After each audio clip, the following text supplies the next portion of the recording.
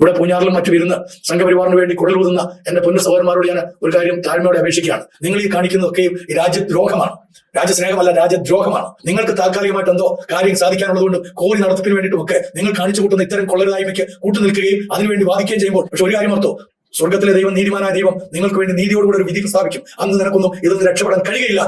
ഏവർക്കും സ്നേഹവന്ദനം. പ്രിയമുള്ളവരെ, ഇന്ത്യയിലെ മതസ്വാതന്ത്ര്യത്തെക്കുറിച്ച് സുപ്രീം കോടതി വിധി ഒരു നിർണായകമായ സന്ദേശം 2026 മാർച്ച് മാസം 16 നൽകുകയുണ്ടായി. ഇന്ത്യയിലെ മതസ്വാതന്ത്ര്യത്തെക്കുറിച്ചുള്ള ഒരു പ്രധാനപ്പെട്ട തീരുമാനമാണ് ബഹുമാനപ്പെട്ട സുപ്രീം കോർട്ട് ഓഫ് ഇന്ത്യ പുറപ്പെടുവിച്ചിരിക്കുന്നത്.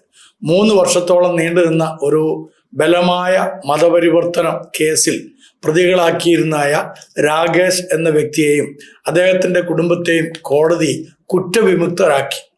തെളിവുകളില്ലാതെ ആളുകളെ കേസുകളിൽ കൊടുക്കുന്നത് ഭരണഘടന ഉറപ്പ് നൽകുന്ന മതസ്വാതന്ത്ര്യത്തെ ലംഘിക്കുന്നതാണെന്ന് ബഹുമാനപ്പെട്ട സുപ്രീം കോടതി വ്യക്തമാക്കുകയും ചെയ്തു.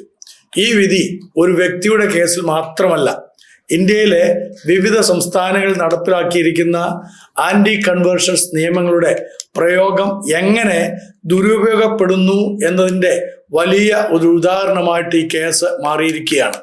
സംഭവത്തിൻ്റെ തുടക്കം 2023 ജൂൺ മാസം 11 ഉത്തർപ്രദേശിലെ ഒരു വീട്ടിൽ ചെറിയ ഒരു സംഭവം നടന്നു. രാകേഷിന്റെ മകനും അവന്റെ സുഹൃത്തും വീട്ടിനുള്ളിൽ ശാന്തമായിട്ട് പ്രാർത്ഥിച്ചുകൊണ്ടിരിക്കുകയായിരുന്നു. പൊതുയോഗമോ മതപരിവർത്തന പരിപാടിയോ ഒന്നുമല്ലായിരുന്നു അത്.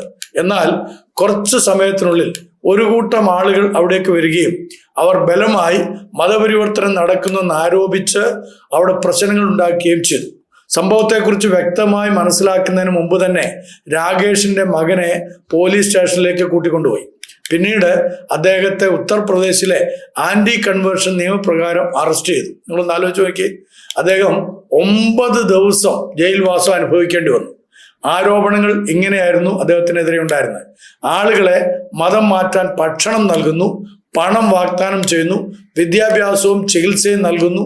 എന്നാൽ അന്വേഷണത്തിൽ ഇത്തരം ആരോപണങ്ങൾക്ക് യാതൊരു വ്യക്തമായ തെളിവും കണ്ടെത്താനായില്ല. ആരാണ് മതം മാറിയത്, എപ്പോഴാണ് മാറിയത്, ആരാണ് സമ്മർദ്ദം ചെലുത്തത്, ഇതിലൊന്നും തന്നെ ഒരു വ്യക്തതയും ഉണ്ടായിരുന്നില്ല എന്നുള്ളതാണ് വസ്തുത. കേസിൽ രാകേഷ് എങ്ങനെ പ്രതിയായി എന്നും കൂടെ നിങ്ങൾ അറിയണം. ആദ്യ പരാതിയിൽ രാകേഷിന്റെ പേര് പോലും ഉണ്ടായിരുന്നില്ല. പിന്നീട് അദ്ദേഹത്തെയും പ്രതിയാക്കി ചേർക്കുകയായിരുന്നു. ഈ സാഹചര്യത്തിൽ കുടുംബം നിയമസഹായം തേടുവാൻ ഇടയായി. അവർ വാദിച്ചത് പരാതി നൽകിയവർ സംഭവത്തിൽ നേരിട്ട് ബാധിക്കപ്പെട്ടവർ അല്ല. നിയമപ്രകാരം ഇത്തരം പരാതികൾ മതപരിവർത്തനത്തിൽ നേരിട്ട് ബാധിക്കപ്പെട്ടവർക്കാണ് നൽകുവാൻ സാധിക്കുക എന്നുള്ളത് ഫിലിപ്പിത്തിയിലെ സെഷൻസ് കോടതിയും ഈ കാര്യത്തിൽ സംശയം പ്രകടിപ്പിക്കുകയും ചെയ്തിരുന്നു. അതിനാൽ രാകേഷിനെ അറസ്റ്റിൽ നിന്ന് സംരക്ഷണം നൽകി. എന്നാൽ കേസ് അവസാനിച്ചില്ല. പോലീസ് അന്വേഷണം തുടർന്നു. ചാർജ് ഷീറ്റ് സമർപ്പിച്ചു. ട്രയൽ കോടതി കേസ് പരിഗണിച്ചു, സമൻസ് അയച്ചു. ഇങ്ങനെ 3 വർഷത്തോളം കുടുംബം നിയമ പോരാട്ടത്തിൽ കുടുങ്ങി. നിങ്ങളൊന്ന് ആലോചിച്ച് നോക്കി, അന്നത്തേക്കുള്ള വരുമാനത്തിന് വേണ്ടി കഷ്ടപ്പെട്ട് പണിയെടുത്ത് ജീവിക്കുന്ന ആളുകൾ 3 വർഷം കോടതി കയറി ഇറങ്ങുക എന്ന് പറയുന്നത് അത്ര നിസ്സാരമായി കാണാവുന്ന കാര്യമാണോ? സെഷൻസ് കോർട്ടിലെ കേസിനെ റദ്ദാക്കാൻ രാകേഷ് പിന്നീട് സമീപിച്ചത് അലഹാബാദ് ഹൈക്കോടതിനെ ആയിരുന്നു. എന്നാൽ ഹൈക്കോടതി അവരുടെ അപേക്ഷ തള്ളിക്കളഞ്ഞു.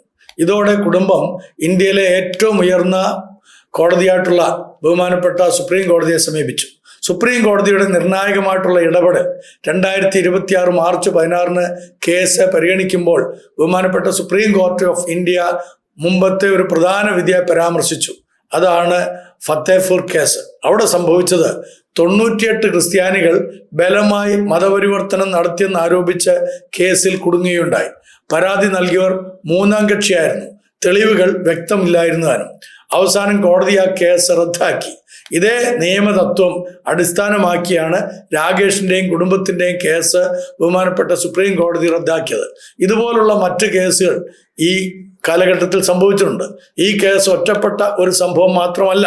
ഉത്തർപ്രദേശിലെ മറ്റൊരു സംഭവം, 80 വയസ്സിന് മുകളിലുള്ള ഒരു ദളിത് ക്രിസ്ത്യാനി ഒരു പ്രാർത്ഥനാ യോഗത്തിൽ പങ്കെടുത്തതിനാൽ അറസ്റ്റ് ചെയ്യപ്പെട്ടു. 2024 സെപ്റ്റംബർ മുതൽ അദ്ദേഹം ജയിലിലാണ്. 2026 മാർച്ച് 16 വരെ 538 ദിവസം അദ്ദേഹം ജയിൽവാസം അനുഷ്ഠിക്കേണ്ടി വന്നു. കേസിന്റെ ജാമ്യാപേക്ഷ ഇപ്പോഴും പരിഗണനയിലാണ്. ഇത് കണ്ട സുപ്രീം കോടതി ഹൈക്കോടതിയോട് 1 മാസത്തിനുള്ളിൽ തീരുമാനമെടുക്കാൻ നിർദ്ദേശിച്ചു. മധ്യപ്രദേശിലെ കേസ് നിങ്ങൾ അറിഞ്ഞിരിക്കണം. 2025 ജൂണിൽ ജബൽപൂരിൽ മറ്റൊരു കേസ് രജിസ്റ്റർ ചെയ്യുകയുണ്ടായി. ഒരു സ്ത്രീ ഇങ്ങനെ ആരോപിച്ചു, രോഗിയായിരിക്കുമ്പോൾ അവരുടെ അടുക്കൽ ഒരു പറ്റം ക്രൈസ്തവർ വരികയും അവളെ മതം മാറ്റാൻ പ്രേരിപ്പിച്ചു, ഭക്ഷണ സാധനങ്ങൾ നൽകി. 4 പേർക്കെതിരെ ആ സമയത്ത് കേസെടുത്തു. അവരിൽ ഒരാൾ 5 മാസം ജയിലിൽ കഴിഞ്ഞ ശേഷം സുപ്രീം കോടതി ജാമ്യം അനുവദിച്ചതിന് ശേഷം പുറത്തിറങ്ങി. ഒരു വലിയ പ്രശ്നം ഈ സംഭവങ്ങളെല്ലാം നമ്മളെ പഠിപ്പിക്കുന്നുണ്ട്. തെളിവുകൾ ഇല്ലെങ്കിലും ആളുകളെ അറസ്റ്റ് ചെയ്യാൻ കഴിയുന്ന സാഹചര്യം നമ്മുടെ രാജ്യത്ത് നിലനിൽക്കുന്നു. ചില കേസുകളിൽ ചെറിയ ഒരു പേജുള്ള പരാതി, അതിന്റെ അടിസ്ഥാനത്തിൽ പോലീസ് കേസ് രജിസ്റ്റർ ചെയ്യുന്നു, ആളുകളെ ജയിലിൽ പോകേണ്ടി വരുന്നു, വർഷങ്ങളോളം കോടതിയിൽ പോരാട്ടം നടത്തേണ്ടി വരുന്നു. അവസാനം കുറ്റപരമായിട്ടൊന്നുമില്ല എന്ന് തെളിഞ്ഞാലും അവരുടെ ജീവിതത്തിൽ വലിയ നഷ്ടങ്ങൾ സംഭവിക്കുന്നു. ഇതിനെ പലരും പ്രോസസ് ഇറ്റ്സെൽഫ് ബിക്കം പണിഷ്മെന്റ് എന്ന് വിളിക്കുന്നു. ഭരണഘടനയും മതസ്വാതന്ത്ര്യവും ഇന്ത്യയുടെ ഭരണഘടന എല്ലാ പൗരന്മാർക്കും ഉറപ്പ് നൽകുന്ന ഒരു അടിസ്ഥാന അവകാശമുണ്ട്. അത് മനസാക്ഷിയുടെ സ്വാതന്ത്ര്യവും മതമനുഷ്ഠിക്കാനുള്ള അവകാശവുമാണ്. ഇത് ഉറപ്പ് നൽകുന്നത് കോൺസ്റ്റിറ്റ്യൂഷൻ ഓഫ് ഇന്ത്യയിലെ ആർട്ടിക്കിൾ 25 അതുകൊണ്ട് തന്നെ തെളിവില്ലാതെ ആളുകളെ കുറ്റവാളികളായി കാണിക്കുന്നത് ഭരണഘടന ആത്മാവിനോട് വിരുദ്ധമാണെന്നുള്ളത് നാം ഓർത്തിരിക്കണം. സുപ്രീം കോടതിയിൽ തുടരുന്ന വലിയ കേസ് ഇപ്പോൾ ഇന്ത്യയിലെ 12 സംസ്ഥാനങ്ങളുള്ള ആന്റി കൺവേർഷൻ നിയമങ്ങൾക്കെതിരെ ഹർജികൾ സമർപ്പിച്ചിട്ടുണ്ട്. 2026 ഫെബ്രുവരി 2 സുപ്രീം കോർട്ട് ഓഫ് ഇന്ത്യയിൽ ഈ ഹർജികളെ പരിഗണിച്ചിരിക്കുകയാണ്. കോടതി കേസ് 3 ജഡ്ജിമാരുള്ള ബെഞ്ചിലേക്ക് മാറ്റിയിട്ടുണ്ട്. ഇപ്പോൾ അടുത്ത വിചാരണ തീയതി കാത്തിരിക്കുകയാണ്. അതുകൊണ്ട് തന്നെ രാകേഷിന്റെ കേസ് ഒരു കുടുംബത്തിന്റെ നിയമ വിജയം മാത്രമല്ല, ഇത് ഇന്ത്യയിലെ മതസ്വാതന്ത്ര്യം ചർച്ചയിൽ ഒരു പ്രധാന നിയമസൂചനയായിട്ട് നമുക്ക് കാണാൻ സാധിക്കുന്നതാണ്. ഈ വിധി പറയുന്ന സന്ദേശം വളരെ വ്യക്തമാണ്. ആരോപണങ്ങൾ മാത്രം മതിയായതല്ല, തെളിവ് ആവശ്യമാണ്. ഭരണഘടന ഉറപ്പു നൽകുന്ന സ്വാതന്ത്ര്യം സംരക്ഷിക്കപ്പെടണം. ഇന്ത്യ ഒരു ജനാധിപത്യ രാജ്യമാണ്. അതുകൊണ്ട് തന്നെ മതസ്വാതന്ത്ര്യവും മനുഷ്യരുടെ മാനവും സംരക്ഷിക്കുന്നത് നിയമത്തിന്റെ പ്രധാന ഉത്തരവാദിത്വമാണ്. ഇവിടെ പൂഞ്ഞാറിലും മറ്റും ഇരുന്ന് സംഘപരിവാറിന് വേണ്ടി കുഴലൂതുന്ന എൻ്റെ പൊന്നു സഹോദരന്മാരോട് ഞാൻ ഒരു കാര്യം താഴ്മയോടെ അപേക്ഷിക്കുകയാണ്. ഈ ഇന്ത്യ രാജ്യം ഒരു മത സ്വാതന്ത്ര്യ രാജ്യമായി നിലനിൽക്കണമെന്നുണ്ടെങ്കിൽ ഇതുപോലുള്ള കാടത്ത നിയമങ്ങൾ കൊണ്ടുവരുന്ന സംസ്ഥാനങ്ങൾ, ആ സംസ്ഥാനങ്ങളിൽ നിങ്ങളെപ്പോലെയുള്ള ആളുകൾ അവർക്ക് പ്രോത്സാഹനം കൊടുക്കുകയും അവരെ വിജയിപ്പിക്കുകയും ചെയ്തതിൻ്റെ അടിസ്ഥാനത്തിലാണ് ഇവിടുത്തെ സാധാരണക്കാരായ ആളുകൾ ഇതുപോലുള്ള ഒരുപാട് പ്രതിസന്ധികളിലൂടെ കടന്നു പോകേണ്ടി വരുന്നത്.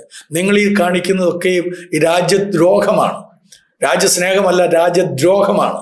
ഈ രാജ്യത്തിലെ പൗരന്മാരെ, നിരപരാധികളായിട്ടുള്ളവരെ മതപരിവർത്തനം എന്നുള്ള ഒരു ലേബലിലേക്ക് ചാർത്തിയിട്ട് അവരെ തുറങ്കിലടിക്കുക, 10ഉം 500ഉം ദിവസം അവരെ യാതൊരു കാരണവും കൂടാതെ വിധി പ്രസ്താവിക്കാതെ ജയിലിൽ കഴിയേണ്ടി വരുന്ന കഠിനമായിട്ടുള്ള അനുഭവങ്ങൾ, അവരുടെ കുടുംബാംഗങ്ങൾ കടന്നു പോകുന്ന മാനസികമായ വ്യഥകൾ, സാമ്പത്തികമായിട്ടുള്ള അവരുടെ ബുദ്ധിമുട്ടുകൾ, ഇതൊന്നും നിങ്ങൾ അറിയുന്നില്ല. നിങ്ങൾക്ക് താൽക്കാലികമായിട്ട് എന്തോ കാര്യം സാധിക്കാനുള്ളത് കൊണ്ടും കോറി നടത്തിപ്പിന് വേണ്ടിയിട്ടുമൊക്കെ നിങ്ങൾ കാണിച്ചു കൂട്ടുന്ന ഇത്തരം കൊള്ളരുതായ്മയ്ക്ക് കൂട്ടുനിൽക്കുകയും അതിനുവേണ്ടി വാദിക്കുകയും ചെയ്യുമ്പോൾ ഇതിൻ്റെ കീഴിൽ നിങ്ങൾ കൊണ്ടുവന്ന് കുറേ പോസ്റ്റുകളൊക്കെ ഇടാൻ പോവുകയാണ്, എനിക്കറിയാം. പക്ഷെ ഒരു കാര്യം ഓർത്തോ, സ്വർഗത്തിലെ ദൈവം, നീതിമാനായ ദൈവം നിങ്ങൾക്ക് വേണ്ടി നീതിയോടുകൂടെ ഒരു വിധി പ്രസ്താവിക്കും. അന്ന് നിനക്കൊന്നും ഇതിൽ നിന്ന് രക്ഷപ്പെടാൻ കഴിയുകയില്ല എന്ന് ഓർപ്പിച്ചുകൊണ്ട് തൽക്കാലം നിർത്തുന്നു. നന്ദി, നമസ്കാരം.